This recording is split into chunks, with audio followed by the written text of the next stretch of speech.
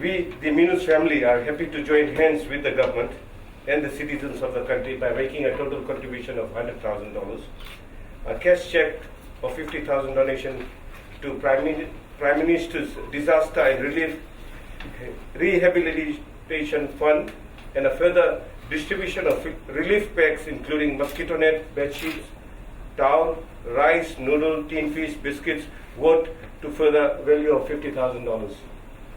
From Hans Raj Co Ltd, commonly known as Meenoos. On behalf of the family, staff and the management, we would hereby like to thank various ministers for their tremendous effort and personal support during this very time of need.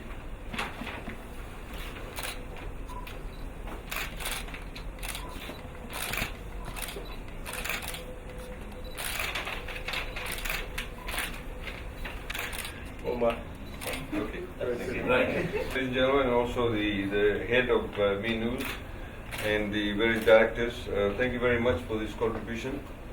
The cyclone Winston obviously is the second strongest cyclone the world has ever seen in recorded history.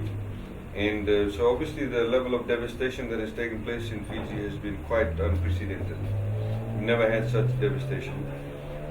Literally tens of thousands of Fijians have been affected by this cyclone. And this is a time for us Fijians to be very generous, and so we'd like to thank you for your generosity, both in contributing directly and donating to the Prime Minister's Relief Fund, and also with the relief packs that you have provided. This will go a long way. It's also time that we all need to be able to work together, whether it's pricing of goods, whether it's in terms of assistance, whether it's in terms of giving charity, and whether it's in terms of just simply understanding and empathizing with people's grief, because this is, like I said, a time for us to come together as a nation and work together to ensure that we get the country back on its feet.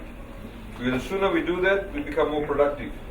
The sooner we become more productive, the economy starts moving, people start spending, people come to shops and spend, people start getting a livelihood, they have a source of income. So it's in everybody's interest.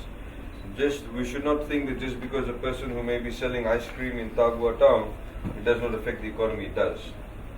Because if that person does not have electricity, they can't sell the ice cream. If they can't sell the ice cream, they don't have a source of livelihood. If they don't have a source of livelihood, they can't go and spend and buy things in the shop or go to other places. So everybody's affected. And we must all ensure that we all get back on our feet together. So thank you very much for this contribution once again. And we'd like to appreciate that, and we can assure you this will be good to good use. Thank you. Thank you.